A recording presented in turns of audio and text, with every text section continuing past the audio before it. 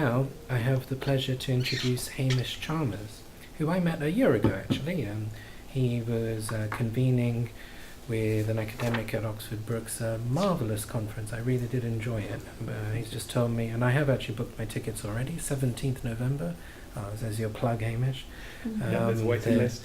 It's a waiting list now, but I already got my ticket because they're doing one on visual methodologies again. So he's a person of great experience, and he's going to talk to us today on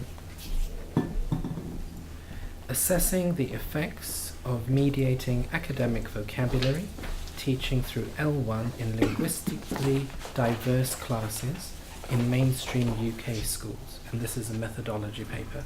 So over to you, Hamish. Lovely. Thank you very much. And thank you, Paul and Shailin, for organising today. It's been a great pleasure to be involved in this. As Shailin said, I'm going to be concentrating on methodology today. I'm quite lucky because Vicky has just essentially established why I did the study that I'm doing, and that is because I was interested in vocabulary teaching for EAL students in British linguistically diverse classes. So forgive the snappy title, but hopefully in the 8 minutes that I've got I'll be able to get through this. I just want to establish first of all, and just to reiterate essentially what Vicky was saying, that we know that there is an advantage that a multilingual learner has associated with their proficiency in their first language. We know that for example, there are strong correlations between skills in first language and skills in second language. We know that multilingual learners have always got their both languages active in their minds at any one time. And sometimes they can consciously or unconsciously draw on that process to help them to make meaning. And we also know that bilingual schools are associated with improved academic and linguistic outcomes for bilingual children when you compare them to similar children who go to submersion schools, that is, schools where all the teaching is done in English. So that's quite useful, and so we often get told in sort of the discourse around schools in the UK that we should take that principle that the first language is a tool or is a scaffold for understanding in the second language, in English, and that we should operationalise that somehow in the classroom.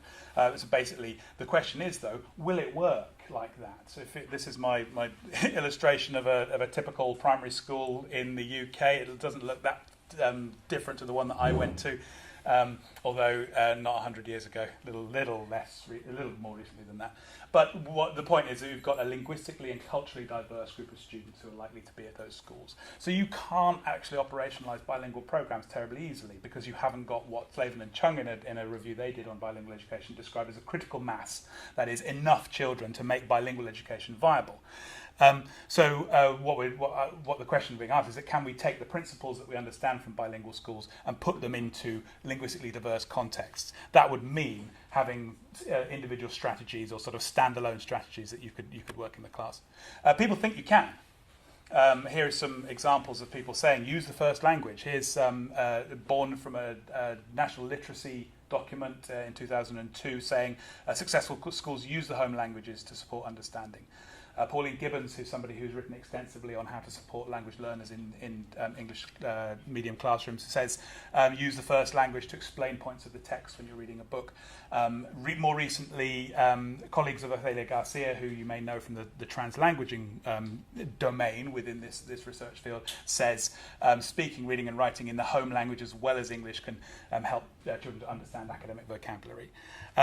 So in order to find out whether there is any research to back these statements up, that these statements are based on, because remember we're talking about a very different context to the context in which we sort of established the relationship between L1 and L2. I did a systematic review. I found in total 7 studies which could be considered to be addressing this question of using a strategy within a non-bilingual setting. And they were quite equivocal in general, but there were 2 promising studies, both of which were on vocabulary, which is also very handy that Vicky has established the importance of vocabulary in understanding and therefore attainment for children in schools. And very happy to see that one of those studies was done here by Jang Ho Lee and Ernesto Macaro. What they did in these studies was that they used bilingual teachers in monolingual settings. That is to say that they were Spanish-speaking children in English-speaking classes, or they were Korean-speaking children in English MFL classes. They were actually well supported in their L1 elsewhere. And the teachers in these circumstances taught vocabulary to these children using their first language.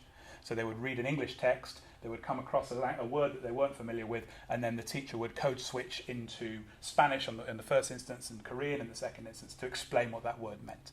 And they found that that was associated with improved recall and recognition of those target items of vocabulary when compared to children who were not given home language definitions of those words. So that led me to my research question, which is what are the effects, if any, on English vocabulary learning of L1 mediated teaching input compared to English only input for EAL learners in linguistically diverse UK primary schools. I have to work on the succinctness of my research questions and everything in general, actually. So in order to do this, I created small videos which I selected some words that were important for the children to know, created videos where sort of elongated, expanded definitions of these words were provided in the first languages. The children listened to those and then they were tested on them later on to find out whether how well they had retained them. They were tested on their expressive and their receptive knowledge of those words. I'm not going to dwell too much on the intervention because I want to look at the methodology that I used to set up the comparison.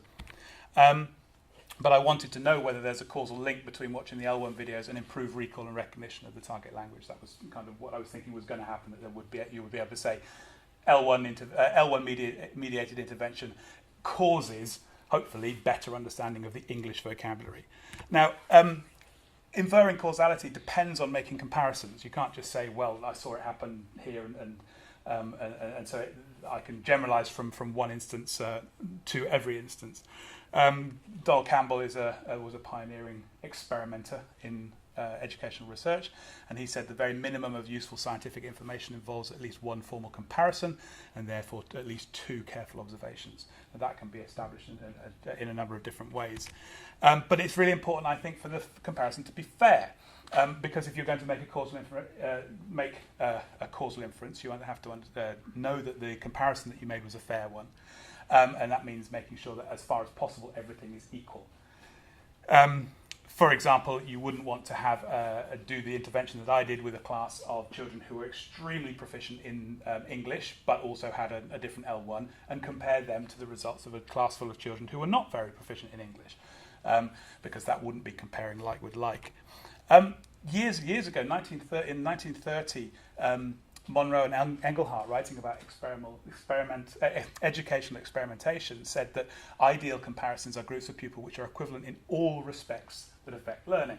Now, all respects, that's quite a broad category, but they say, well, here are the things that we think are those respects. These are the important things: general intelligence, chronological age, prior achievement, study habits, personality traits, physical condition, sex and race. That was in 1930. I can see that might not cover everything, and there might be some questionable things going on in there in and of itself. But they were making, it's 87 years ago, they were making the point that you do have to have, you have to equate these things in both groups. But there are other things. Here in my study, here are some other respects that affect learning: proficiency in L1 or English, extent of school experience in L1 and English, attitudes towards their L1 or English, attitudes towards school in general, the language itself. For example, some languages adopt an awful lot of English words, we call it loan words, particularly for academic contexts, and don't have an equivalent translation. So will that make a difference to how well they respond to these two different ways of teaching? And then there are things that I would describe as unknowable. Here's Donald Rumsfeld. He was pilloried for this statement. In fact, he won an award for the least comprehensible English of 2013 or wherever it was. But it does make me hark back to the days when the Republican Party wasn't quite as interesting as it is now. But he makes a very good point. There are known knowns, things that we know. So we know that child is 10, okay, 10 years old. So that is something that might be important. There are known unknowns.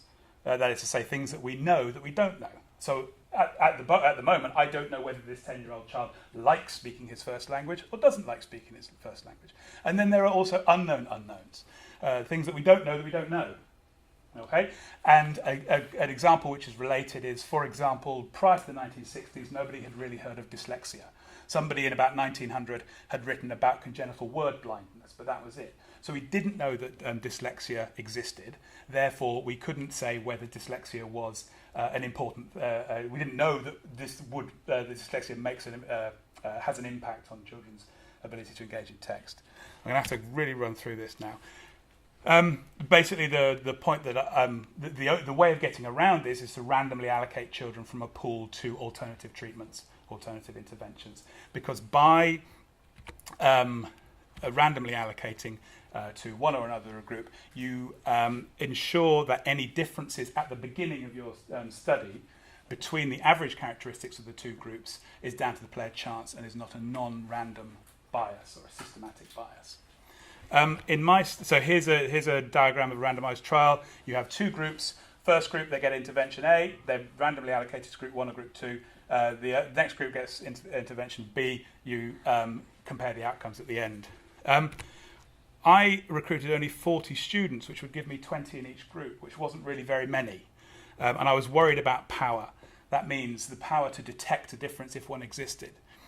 So for expected dramatic effects, you can get away with a small trial. You can have a few number of students in your comparison groups. For slight effects, such as the ability to retain information about 1 or 2 extra words, you're going to need lots of people.